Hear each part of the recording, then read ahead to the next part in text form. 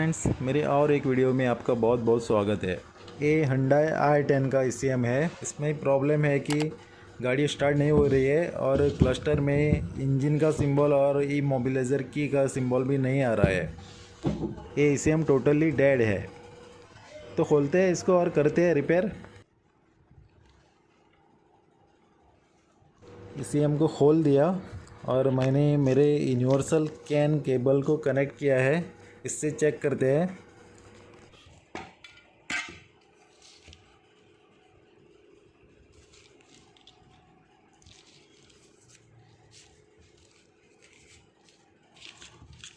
इस केबल को 12 वोल्ट चाहिए। 12 वोल्ट मैंने एडाप्टर से दी है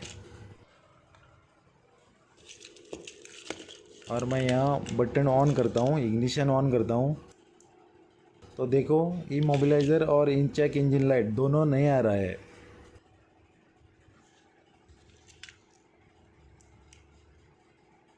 ये दोनों लाइट नहीं आ रहा है, इसका मतलब ये ECM टोटली डेड है। तो मैं रिपेयर करता हूँ और फिर से मैं लगा के दिखाता हूँ दोनों लाइट्स। और यहाँ ECM रिपेयर हो गया। मैं अभी दिखाता हूँ आपको मेरा कैन केबल लगा के चेक इंजन लाइट और ई मोबिलाइज़र लाइट। तो देखो, मैं ऑन करता हूँ। यहाँ दोनों लाइट्स आ गए ऑन करते ही। इसका मतलब हमारा ECM रिपेयर हो गया। इस ECM को मैं अभी KTAG से रीड करूँगा और कैसे रीड करते हैं ये प्रोसीजर भी मैं इस वीडियो में आपको दिखा दूँगा। इस यूनिवर्सल कैन केबल से आप स्कैन भी कर सकते हैं ECM को। मैं अभी स्कैन करके देखता हूँ ECM को स्कैन होता है कि नहीं, इसका कैन कनेक्शन बराबर है कि नहीं, वो भी देख सकते हैं आप। तो स्कैनर मैंने कनेक्ट किया है इधर OBD पोर्ट को। तो यहाँ स्कैनर में एंटर कर देते हैं। अभी फॉल्ट कोड रीड करते हैं।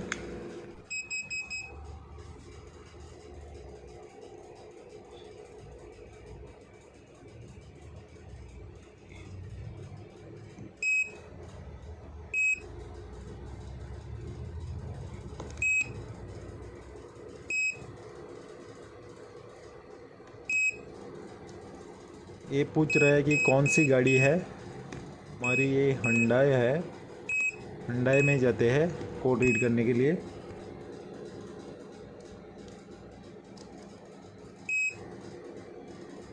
तो एक जेनरिक DTC है, इसको बैक करते हैं और पेंडिंग फॉल्ट कोड रीड करते हैं।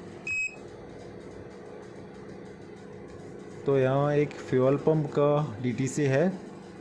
ये DTC आया क्योंकि ECM गाड़ी में कनेक्ट नहीं है, इसके लिए आ गया है।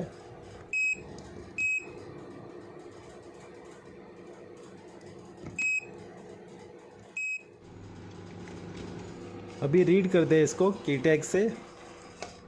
इस ECM के कनेक्शन इधर KTAG में दिखाया है कैसे करना है। इस कनेक्शन के मुताबिक आपको कनेक्शन करना होता है ECM में। पहला देखना होता है कि ECM सेम है, इसका हार्डवेयर और पिक्चर में जो दिखा है वो हार्डवेयर सेम रहना चाहिए, तभी ये आपका ECM रीड होगा KTAG से। तो ये हमारा हार्डवेयर सेम है, जैसा पिक्चर में दिखाया वैसा ही है। ये 2 पॉइंट हमको सोल्डर करना होगा ECM में। CNF1 और बूट दोनों, एक ब्लू कलर का वायर है, एक रेड कलर का है। और यहाँ कनेक्शन हो गया। बूट और CNF ब्लू कलर दोनों इधर सोल्डर कर दिया। और ये डायरेक्ट सप्लाई कनेक्शन और कैन कनेक्शन है और K लाइन का भी कनेक्शन इधर है। जैसे यहाँ पिक्चर में दिखाया वैसा ही कनेक्शन करना पड़ता है। तो यहाँ देखो, वैसा ही किया है मैंने। तो अभी करते हैं इसको ओके।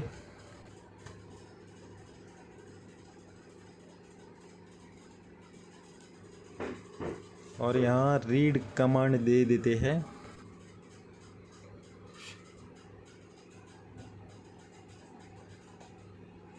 पहला आपका ECU आइडेंटिफाई होगा।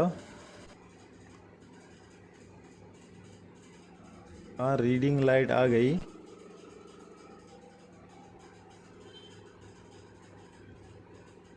और यहाँ रीडिंग भी चालू हो गया।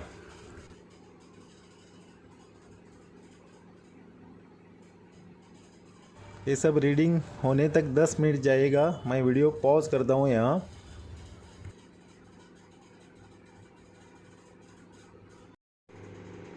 पूरा ECM रीड हो गया और इधर सेविंग ऑप्शन भी आ गई। यहाँ ऑप्शन पूछ रहा है आपको कहाँ सेव करना है। इसको मैं नाम देता हूँ I10 और करते हैं सेव।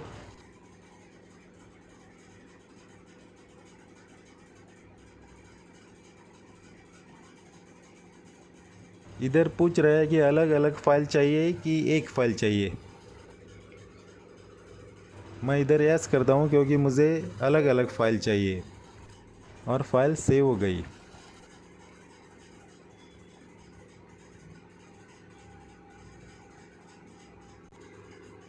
और यहाँ देखो ये अलग अलग 3 जगह फ़ाइल सेव हो गई है। एक EEPROM की फ़ाइल, एक फ्लैश फाइल और एक MPU की फ़ाइल।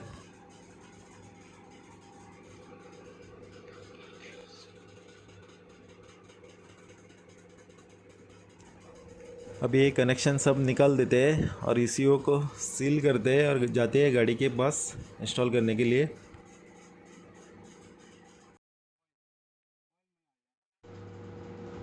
और गाड़ी के पास आ गया मैं और इधर ECM भी इंस्टॉल हो रहा है। ECM का लोकेशन थोड़ा कंजस्टेड प्लेस में है।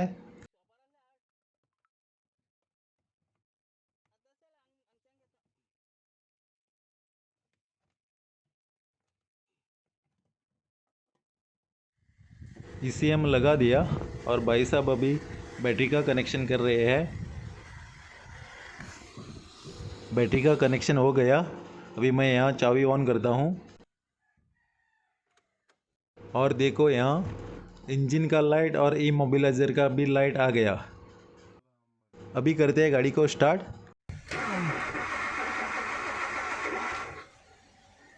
ये गाड़ी 1 महीने के ऊपर बंद थी, थोड़ा पेट्रोल खींचने में टाइम जाएगा।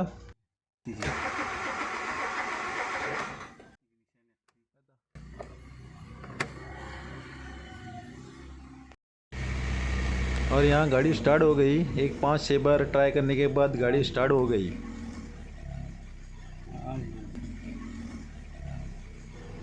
और एक बार मैं स्टार्ट करके दिखाता हूँ। तो देखो अभी स्टार्टिंग में कोई प्रॉब्लम नहीं है, काम हमारा सक्सेसफुल हो गया। अगर वीडियो हेल्पफुल है तो प्लीज़ लाइक दे दीजिए और शेयर भी कीजिए। तो दोस्तों मिलते हैं अगले वीडियो में। आज के वीडियो में बस इतना ही और देखने के लिए बहुत बहुत धन्यवाद।